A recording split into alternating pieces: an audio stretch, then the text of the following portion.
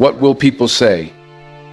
Ladies and gentlemen, have you ever found yourself at a crossroads, torn between what you truly want and what others expect of you? That moment when you're about to make a decision, whether it's about your career, your relationships, or even something as simple as how you dress, and a tiny voice in your head whispers, "But what will people say?" That question, so small yet so powerful, has shaped the lives of countless individuals across generations.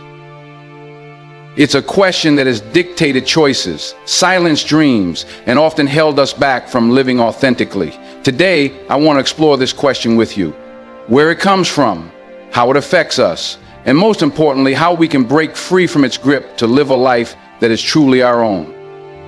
Let's start by understanding why this question even exists. Why do we care so much about what others think?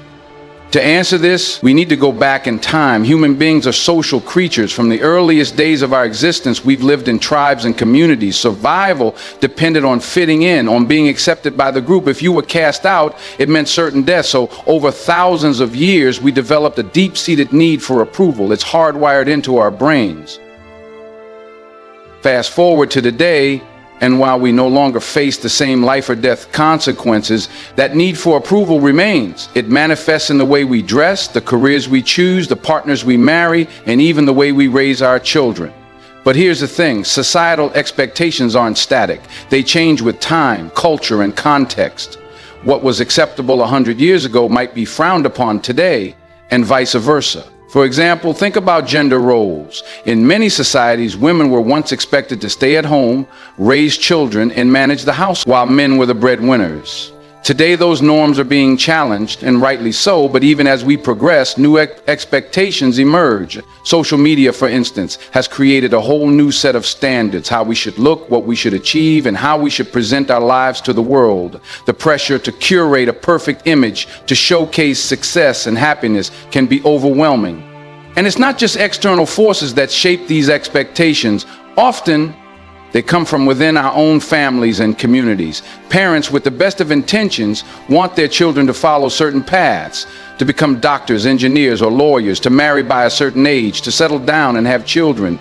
These expectations are often rooted in love and concern, but they can also feel like a heavy burden. I've met so many people who've pursued careers they had no passion for, simply because it was what their parents wanted. They spent years living someone else's dream, only to wake up one day and realize they'd lost themselves in the process. The impact of living under the weight of societal expectations is profound. It affects every aspect of our lives: our mental health, our relationships, our sense of self. Let's talk about mental health first. The constant pressure to meet societal standards can lead to anxiety, depression, and burnout. We're told we need to be successful, but what does success even mean? For some, it's a high-paying job, a big house, and a fancy car. For others, it's fame or recognition. But when we chase these external markers of success, we often neglect our own inner needs. We forget to ask ourselves what truly makes us happy. And when we inevitably fall short of these unrealistic standards, we feel like failures. Then there's the impact on relationships. How many friendships have been strained because one person didn't conform to the group's expectations? How many romantic relationships have ended because one partner didn't fit the mold of what a good partner should be? Even within families, the pressure to conform can create tension and resentment. I've seen siblings drift apart because one chose an unconventional path while the other followed the safe route. It's heartbreaking to see how societal expectations can drive a wedge between people who care about each other. And what about our sense of self? When we're constantly trying to live up to others' expectations, we lose touch with who we really are.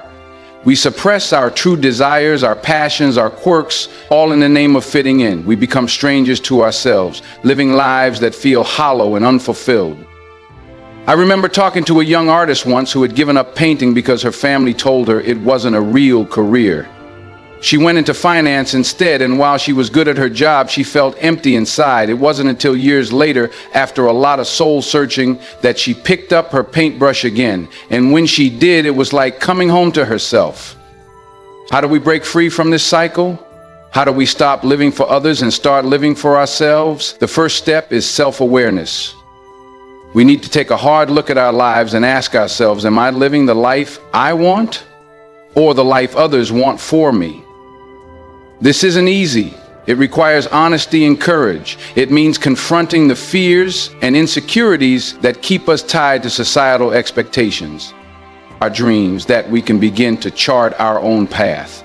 Next, we need to redefine success. Society's definition of success is often narrow and one-dimensional.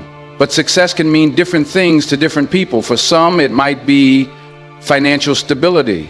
For others, it might be creative fulfillment, or making a difference in the world, or simply being happy. The key is to define success on your own terms. What matters to you? What brings you joy and fulfillment? Once you have a clear sense of your own values, it becomes easier to make decisions that align with them, rather than seeking external validation. Building a support system is also crucial. Surround yourself with people who encourage you to be yourself, who celebrate your uniqueness rather than trying to mold you into something you're not. These are the people who will stand by you when you take risks, who will lift you up when you stumble, and who will remind you of your worth when you doubt yourself. And if you don't have such people in your life right now, don't be afraid to seek them out.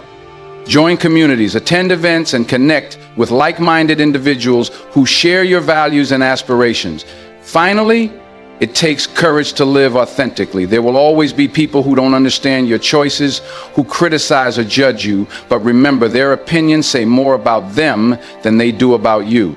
When you live authentically, you give yourself permission to be imperfect, to make mistakes, to grow and evolve. And in doing so, you inspire others to do the same. Your courage becomes a ripple effect, creating a world where individuality is celebrated rather than suppressed. Imagine a world where we all had the freedom to be ourselves, where we didn't have to worry about what others would say. A world where we could pursue our passions without fear of judgment, where we could love who we love and live how we want to live. That world is possible, but it starts with us. It starts with each of us making the choice to live authentically, to honor our true selves, and to support others in doing the same. So the next time you find yourself asking, what will people say? I want you to pause and ask yourself instead, what do I want to say with my life? Because in the end, the only opinion that truly matters is your own. Live boldly, live authentically, and let your life be a testament to the power of being true to yourself. Thank you.